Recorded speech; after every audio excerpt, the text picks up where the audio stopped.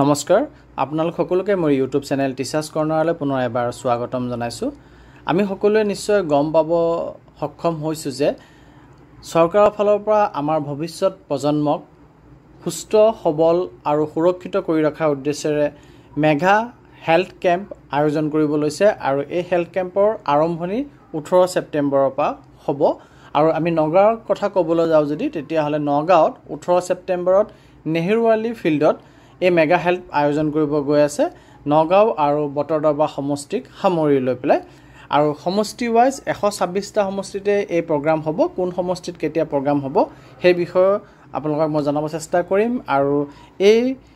প্ৰগ্ৰামৰ কাৰণে আমাৰ বিদ্যালয় পৰ্যায়ত কৰণীয় কি থাকিব সেইখিনিও মই আপোনালোকক জনাব চেষ্টা কৰিম। প্ৰথম কথা হ'ল আপোনাৰ সমষ্টিত কেতিয়া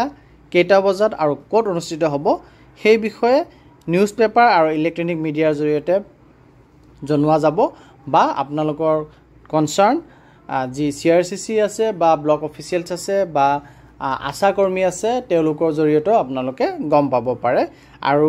যোনদিনাখন এই কেম্প বহিব সেইদিনাখন পুৱা 9 বজাৰ পৰা বিয়লি 5 বজালৈকে কেম্প থাকিব। অন্যথা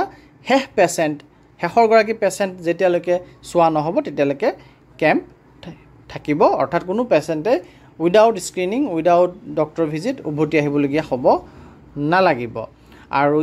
এই হেল্থ কেম্পাছত মেইনলি ফ'কাছ কৰিছে 18 বছৰলৈকে শিশুক আপ টু 18 ইয়াৰ্ছ আৰু 50টা ডিজিজ বেমাৰ বা 50টা হেল্থ কণ্ডিশ্যনৰ ওপৰত ইয়াতে স্ক্ৰিনিং হ'ব। আৰু এই কেম্পত আমি লগ পাম ওচৰৰ যি নিয়েৰেষ্ট মেডিকেল কলেজ আছে মেডিকেল কলেজৰ 10 ৰকমৰ বিশেষজ্ঞ ডক্টৰক আমি লগ পাবলৈ সক্ষম হ'ম। আমাৰ বাবে তেওঁলোকে এই কেম্পলৈ আহিব। আৰু এই কেম্পলৈ আমি ছাত্ৰ ছাত্ৰীসকল পেৰেণ্টছৰ লগত বা আমাৰ টিচাৰৰ লগত বা অংগনবাদীৰ লগত যাৰ লগতে যাওক গৈ প্ৰথম কামটো হ'ব আমি ৰেজিষ্ট্ৰেশ্যন কাউণ্টাৰত গৈ পেলাই ৰেজিষ্টাৰ কৰিব লাগিব।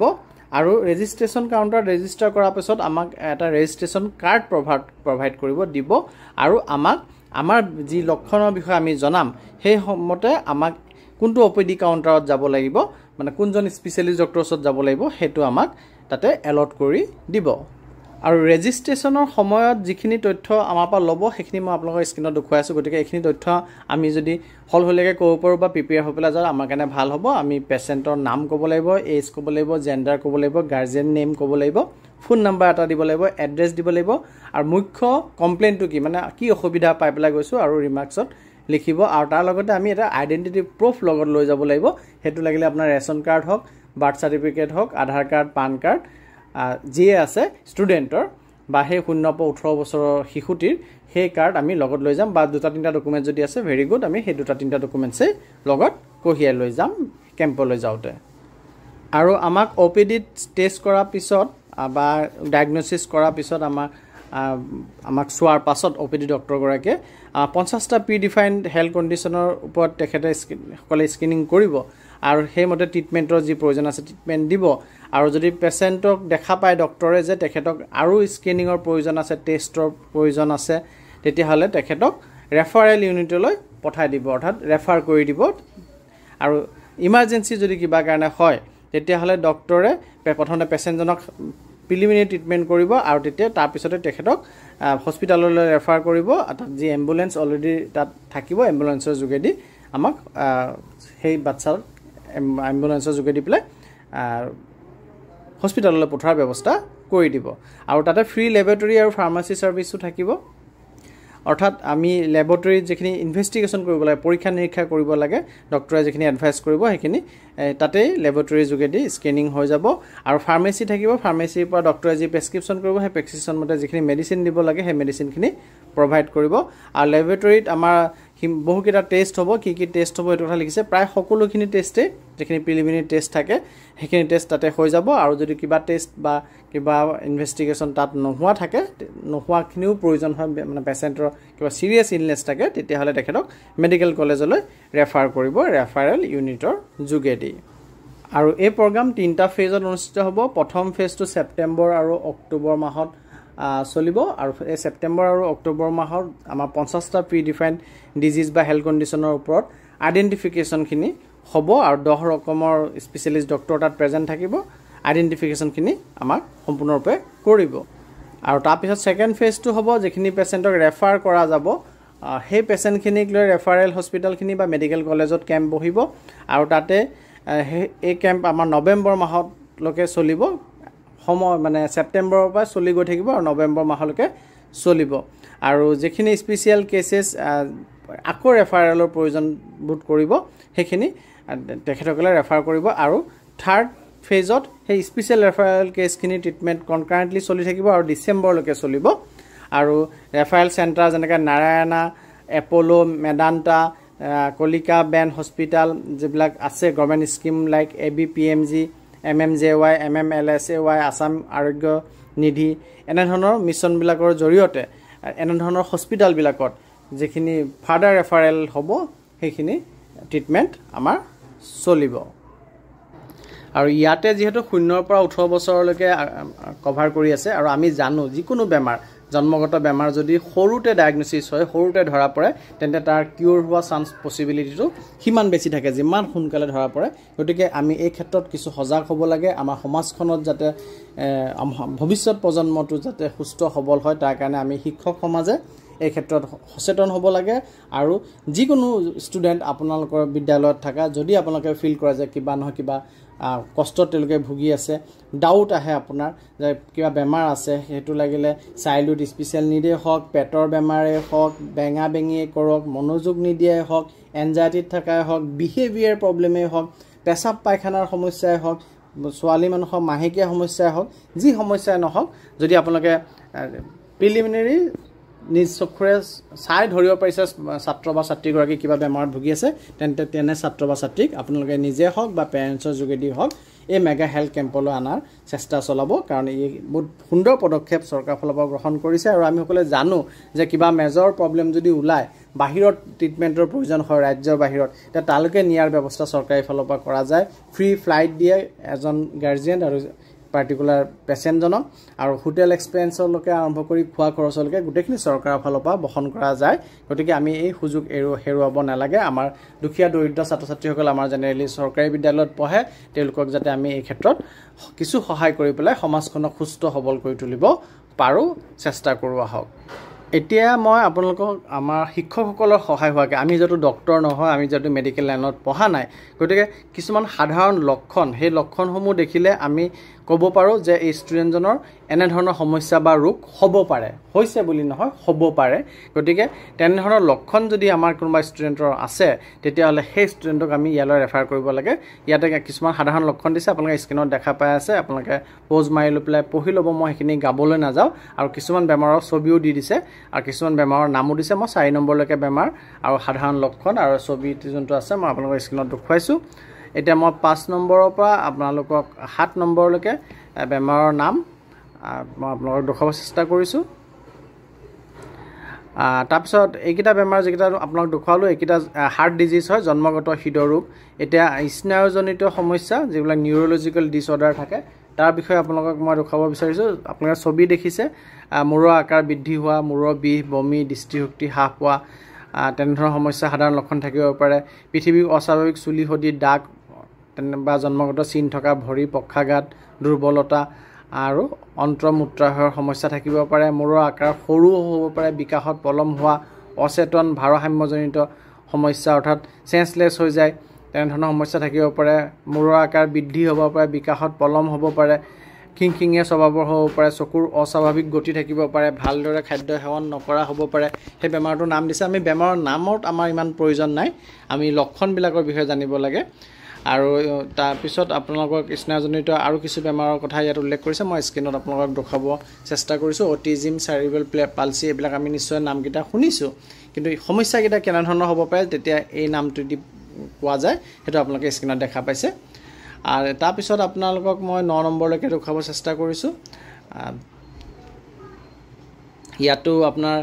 পঢ়াত মনোযোগ নিদিয়ে এটেনশ্যন দিব নোৱাৰে আকস্মিকভাৱে আৱেগিক হৈ যায় বা অতি সক্ৰিয় হৈ থাকে মানসিক চাপ ল'ব নোৱাৰে তেনেধৰণৰ বেমাৰবিলাকৰ কথাও ইয়াত উল্লেখ কৰিছে যিখিনি নাৰ্ভৰ প্ৰব্লেমৰ ভিতৰতে ধৰে আৰু জন্মগত বিসংগতি কিছুমান থাকে জন্মগত কিছুমান খেলিমেলি লৈ আহে বা প্ৰব্লেম লৈ আহে উট আৰু তালু ফটা আপোনালোকে স্ক্ৰীনত ফটো দেখা পাই আছে ভৰি বেকা কিছুমান ল'ৰা ছোৱালী ভৰি বেকা ভৰিৰে হয় লিংগৰ তলৰ ফালে মূত্ৰনলীৰ অস্বাভাৱিক অৱস্থা প্ৰস্ৰাৱ কৰাত অসুবিধা পায় বা জন্মগত হাৰ্নিয়া থাকে হাৰ্নিয়াৰ প্ৰব্লেম থাকে তাৰ পিছত আপোনালোকৰ জন্মগত হাইড্ৰ'চিল প্ৰব্লেম থাকে অণ্ডকোষ বা তলপেটৰ অংশ বেলুনৰ দৰে ফুলি উঠা দেখা যায় আৰু এটা বা দুইটা অণ্ডকোষ নামি আহে কেতিয়াবা এটা নামি আহে কেতিয়াবা দুইটাই নামি তললৈ নামি আহে হাত ভৰি বিসংগতি জন্মগতভাৱে থাকিব পাৰে হাইপাৰথাইৰয়ডিজম থাকিব পাৰে অৰ্থাৎ আমাৰ থাইৰয়ডৰ প্ৰব্লেম আমি ভাবোঁ যে অকল ডাঙৰ মানুহৰ থাইৰয়ডৰ প্ৰব্লেম থাকিব পাৰে কিন্তু সৰু ল'ৰা ছোৱালীৰো থাকিব পাৰে গতিকে আমি সেয়াও চাব লাগিব তাত লক্ষণ কি হয় সেইখিনি দিছে আমি লক্ষণখিনি পঢ়ি লৈ পেলাই সেই লক্ষণৰ ছাত্ৰ ছাত্ৰী যদি আমাৰ বিদ্যালয়ত আছে তেতিয়াহ'লে আমি সেই ল'ৰা ছোৱালীখিনিক ইয়ালৈ পঠাব লাগে আৰু বাওনা বুলি আমি যোনটো কওঁ সেয়াও ট্ৰিটমেণ্টৰ প্ৰয়োজন সৰুতে ট্ৰিটমেণ্ট পালে ভাল হয় বা কিছু পৰিমাণে উন্নতি হয় টাইপ 1 ডায়েবেটিছো সৰু ল'ৰা ছোৱালীৰ বহুত হোৱা আৰম্ভ কৰিছে আৰু ইয়াৰ লক্ষণবিলাক কি হয় অস্বাভাৱিকভাৱে পিয়াহ লাগে সঘনাই পেচাব কৰে শিশুৱে বিচনাত তিতি যোৱাকৈ পেচাব কৰে ভোক বৃদ্ধি কৰে বুদ্ধি হৈ যায় কোনো কাৰণ নোহোৱাকৈ ওজন কমি যায় ক্লান্তি ভাৱ আৰু দুৰ্বলতা আহে তেনেকৈ আৰু নিউৰোএণ্ডক্ৰাইনেল টিউমাৰো হ'ব পাৰে ইয়াত কেনেধৰণৰ লক্ষণ দেখা যায় সেইটো ইয়াত দিছে আৰু তাৰ পাছতে যদি আমি আৰু চাবলৈ যাওঁ বংশানুক্ৰমিক কিছুমান ৰোগ থাকে জেনেটিক ডিছঅৰ্ডাৰ থাকে তাৰ লক্ষণ কিছুমান আপোনালোকক স্ক্ৰীনত দেখুৱাই আছোঁ কেনেধৰণৰ লক্ষণ থাকিব পাৰে কিছুমান ল'ৰা গাত ছোৱালী গুণ থাকে কিছুমান ছোৱালীৰ গাত ল'ৰা গুণ আহি যায় ক্ৰমজমৰ খেলিমেলিৰ কাৰণে তেনেধৰণৰ সমস্যাবিলাকো আছে ৰক্তজনিত সমস্যা আমাৰ বহুত বেছিকৈ হৈ আছে থেলাছেমিয়া হওক বা চিকেল চেল ৰোগ হওক বা এনিমিয়া আজিকালি প্ৰায় ছোৱালীবিলাকে এনিমিয়াৰ পৰা ভুগি আছে তাৰ লক্ষণ কেনেকুৱা সেইটো ইয়াত দিছে হেম'ফিলিয়া হিমাট'লজিকেল মেলিজেঞ্চি লিউকেমিয়া লিম্ফোমা এক প্ৰকাৰৰ কৰ্কট ৰোগ হয় তেজৰ কৰ্কট আৰু এয়াও যদি সৰুতে বা প্ৰাৰম্ভিক পৰ্যায়ত যদি আমি ডায়েগন'চিছ কৰি ধৰা পেলাব পাৰোঁ তেতিয়াহ'লে ভাল হোৱাৰ পচিবিলিটি বহুত বেছি থাকে চকু আৰু কাণৰ ৰোগো থাকে বহুত সেইখিনিও মই আপোনালোকক স্ক্ৰীনত দেখুৱাব চেষ্টা কৰি আছোঁ লক্ষণসমূহ মেইনলি আপোনালোকৰ কাৰণে জানা দৰকাৰ বেমাৰৰ নাম আমি ইমান জনাৰ প্ৰয়োজনীয়তা নাই আমি লক্ষণসমূহ চাম তেনে লক্ষণৰ শিশু যদি আমাৰ বিদ্যালয়ত আছে তেতিয়াহ'লে আমি তেনে শিশুক এই মেগা হেল্থ কেম্পলৈ পঠিয়াম আৰু যদি তাতকৈ বেলেগ বেমাৰো আমি দেখা পাওঁ সেয়াৰ কাৰণেও আমি পঠাব পাৰিম যিকোনো বেমাৰৰ কাৰণে আমি হেল্থ কেম্পলৈ পঠাব পাৰিম বা যিকোনো বেমাৰৰ লক্ষণ যদি আমি কোনোবা শিশুৰ গাত দেখা পাওঁ তেতিয়াহ'লে আমি সেই শিশুক এই মেগা হেল্থ কেম্পলৈ পঠাব পাৰিম যকৃত আৰু বৃক্ক ৰোগ এইবাৰ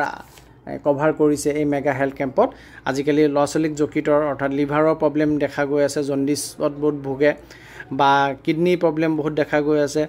গতিকে এই সংক্ৰান্তটো আমি যি চিৰ'চিছ বেমাৰত ভোগে লিভাৰৰ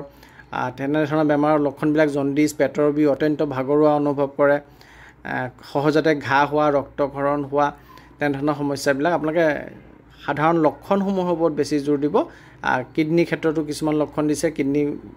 বেমাৰ হোৱাৰ ক্ষেত্ৰত কেনেধৰণৰ লক্ষণ দেখা দিয়ে আৰু অভাৱজনিত কিছুমান ডিফিচিয়েঞ্চি ডিছঅৰ্ডাৰ হয় ভিটামিনৰ কাৰণে ডিফিচিয়েঞ্চি হওক বা অইন কিবা ডিফিচিয়েঞ্চি হওক কিছু বেমাৰ ল'ৰা ছোৱালীৰ হয় আৰু সেই বেমাৰখিনিও আমি পঠাব পাৰোঁ তাত কেনেধৰণৰ লক্ষণ দেখা যায় ফটোও দিছে